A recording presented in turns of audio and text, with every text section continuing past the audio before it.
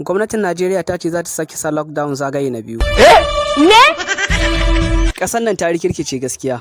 Me haƙuri, mu ci gaba da yi mata addu'a. Wai ko dai Nijar za mu koma? Bangon duniya za mu je. Kai ba fani ne zan killace ku ba, Buhari ne. Wai ba shi izini. Dan Allah ka yi haƙuri. Kai a haka ake karatu ne? Ni a haka zan yi nawa. Abba Al-Mustafa ina sun dan maka tambayoyi. Please leave me alone. Baka shirya bane koya? A irin yanayin da nake bana buƙatar kowa ya kasance tare da ni. Lockdown ɗin fa na wata 7 ne kacal. Inna lillahi wa inna ilaihi raji'un. Kenan ba wani mataki da za ku ɗauka? Sai dai addu'a. Shine zama lafiya. Halima a tete. Me yasa za ka min haka? Ba laifina bane ni ma. Yau sun sake turo sako. Me suka ce maka? Sun ce lockdown ɗin na wata 9 ne. Inci Na gudu an ce ko wancan karin ma sai da aka killace ki. ni tawa kaddara a haka ta zo mu. Ayya, sorry fa. Wallahi ba zai yi a ci mun mutunci ba. To ai dole ce. Ka zaɓi ɗaya.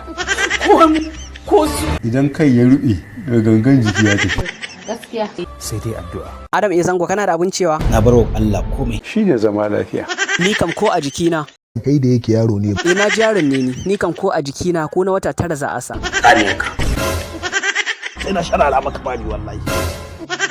Idan ka sake bala'in ka sai a baki. Sai na keta maka wulakanci.